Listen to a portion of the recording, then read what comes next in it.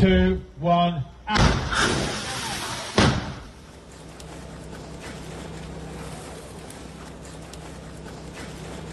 Action, Jake, and action!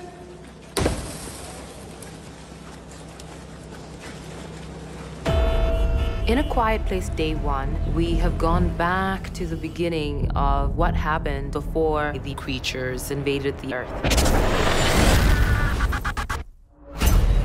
In Day 1, we explore similar themes to the beginning of the second film, where we watch the Abbott family negotiate this invasion. Except this time, we're set in an urban environment in New York City.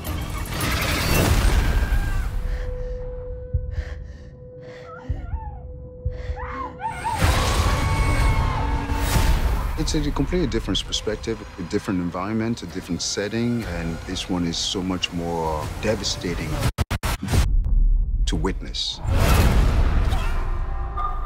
We meet Samara, who is on a day trip to New York when they arrive.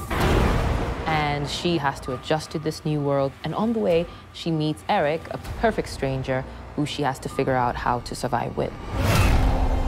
Trying to be quiet in New York City is no easy thing. An entire city of people figuring out the rules for themselves. If we stay here, we die.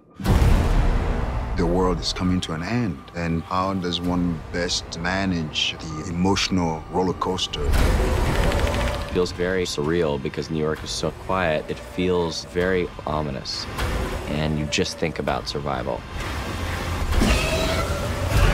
It's perilous, it's fastly paced, and it's extremely quiet.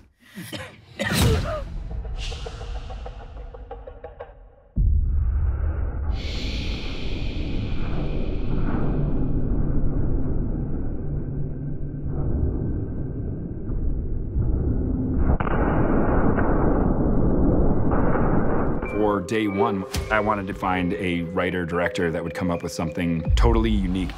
And so we found Michael Sarnoski. John did give me a lot of freedom to create something that remains true, yet also very different from the first two movies. With the thriller genre, there can be a formula. What Michael has done is totally dismantle that formula.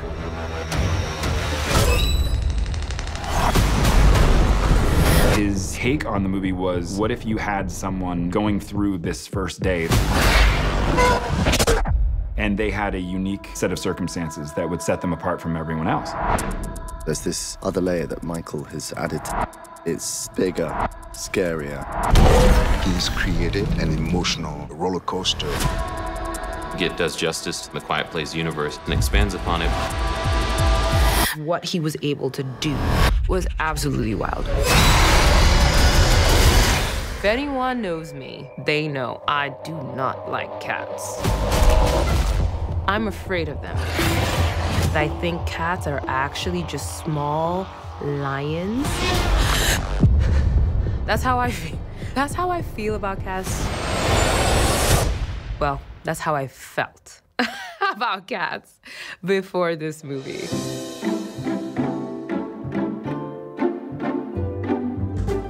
This is Frodo. Hi, Frodo. I met Nico and Schnitzel, the two cats that played Frodo in the film. You can't have a cat in here. Now, somehow, I love them.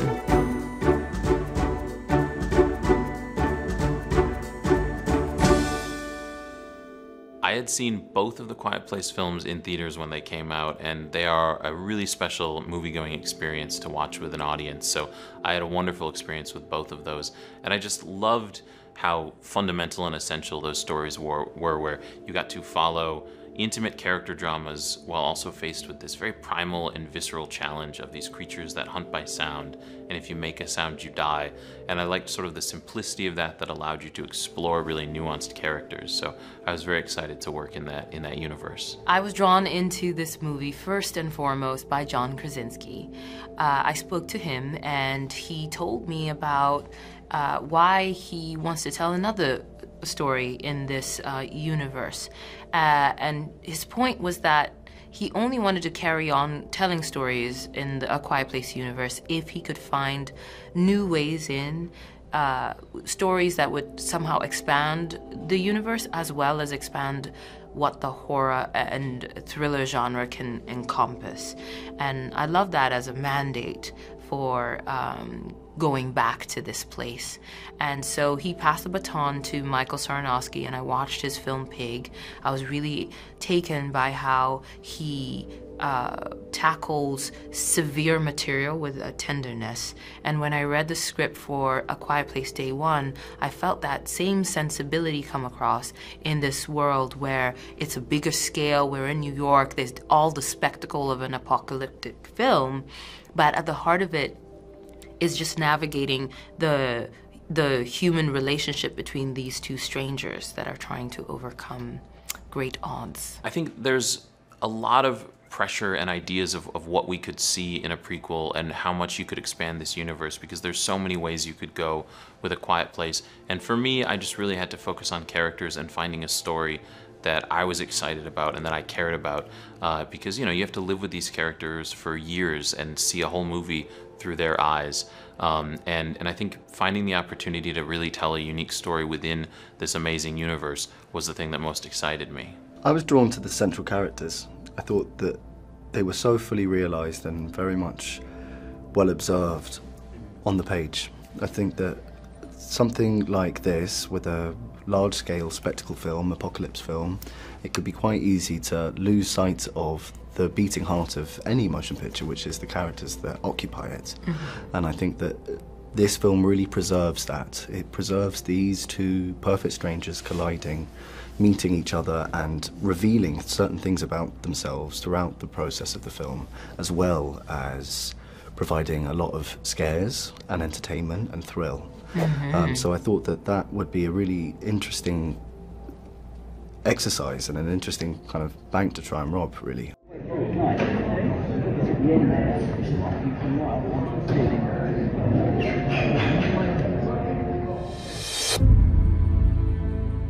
It was wonderful to work with and for Michael Sarnoski.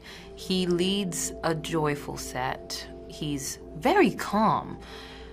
I'm fascinated by how calm he remains even when things are chaotic around him.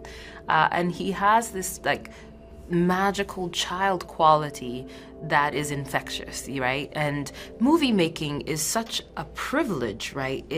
We get to play for a living, and sometimes we can take ourselves too seriously. And what I find with Michael is that he doesn't fall for that. He's still very much enamored by the movie making. He brings this freshness to it, a sort of childlike wonder, and the material is intense and demanding, but there's a joy with which he does it, and I loved working with him because of that. He's a wonderful man and a brilliant leader, and a sensitive one as well. Mm-hmm. The content of the script, the themes that are explored are pretty large questions. It's about grief, it's about dependency, it's about family, it's about an unraveling of a society. What happens to human beings when all of the things that we're told are there to keep us safe disappear? These are kind of large themes and big questions. And I think it was handled in a way that was very delicate and entertaining at the same time, and it takes a rare person to be able to steer that ship. Mm-hmm. So it was lovely working with him. We had some wonderful other cast members, Jamon Honsu and Alex Wolff, to name but a few. Yeah, we had a really lovely gang on this, and it's makes everything a lot easier when you've got some people like that involved.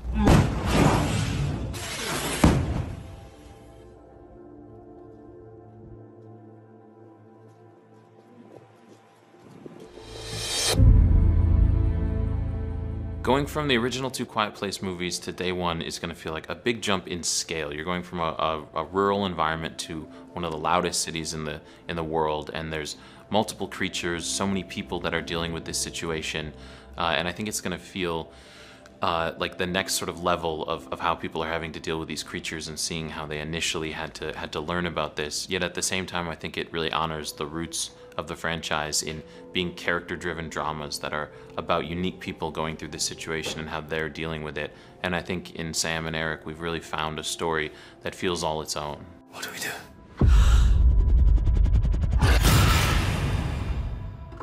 Save everyone we can. I have a plan.